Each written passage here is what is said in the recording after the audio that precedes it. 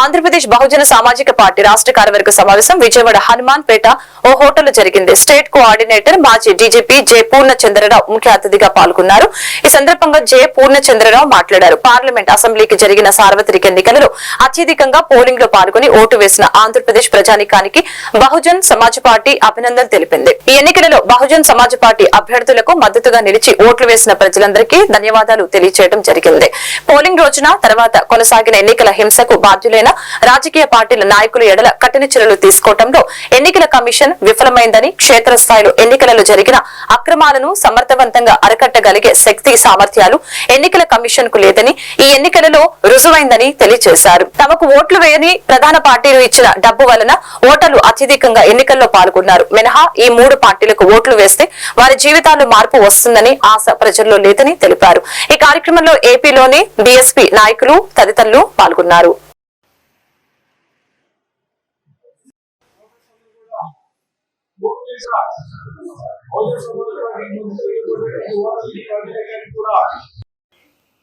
సమస్యలు మాత్రమే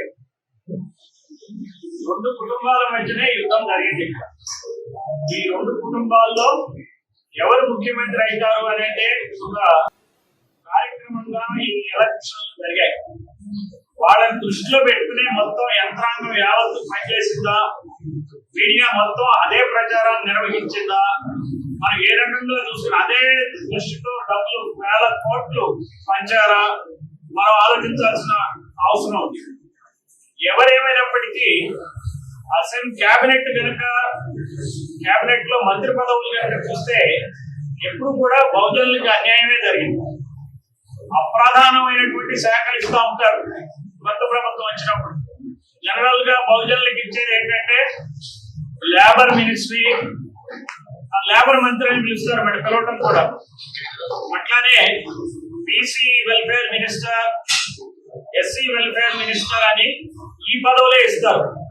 ప్రధానమైనటువంటి శాఖలు ఏవైతే ఉన్నాయో భారీ నీటి పారుదల శాఖ ఉంది, పోలవరం కట్టాలంటే ఇవ్వరు. అది వాళ్ళకు గుర్పెట్టి ఒకవేళ కన్ను తెరవండి, మీ కుటుంబాల మధ్య ముఖ్యమంత్రి పదవుల కోసం మీరు పోట్లాడటం, ప్రజలందరినీ మీ చుట్టూ తిప్పుకోవడం, మీరు తప్పితే రాష్ట్రంలో ఎవరూ లేనట్టు బిహేవ్ చేయటం అనేది చాలా అన్యాయమైన విషయం. ఈ విషయంలో మొత్తం 2 ఇరు పార్టీలని, 2 కుటుంబాల పార్టీల్ని, 2 కుటుంబాల పార్టీలు 4 పార్టీలు నడుపుతున్నాయి. కాబట్టి ఈ 2 కుటుంబాల పార్టీలకు బీఎస్పీ తరఫున, ఆంధ్రప్రదేశ్ బీఎస్పీ తరఫున నేను చేసే డిమాండ్ ఏంటంటే ముఖ్యమంత్రి కులాలు మారాలి. ఇంతవరకు మునుమెన్నడూ ఏ కులం ఏదైతే ముఖ్యమంత్రి చేయలేదో ఆ కులానికి ముఖ్యమంత్రి పదవి ఇవ్వాలి. అలాగే బీసీలకి, ఎస్సీలకి, ఎస్టీలకి, మైనారిటీలకి ఖచ్చితంగా మంత్రి పదవులు జనాభా దామాషా పద్ధతిలో ఇవ్వాలని చెప్పి డిమాండ్ చేస్తున్నాం. అలానే కొన్ని ఉన్నత పదవులు ఉన్నాయి. ముఖ్యమంత్రి కులం ఏదైతే ఉంటుందో ఆ కులానికే ఉన్నత పదవులు ఇస్తున్నారు. అంటే సిఎస్ కానీ, డీజీపీ కానీ, ఇతర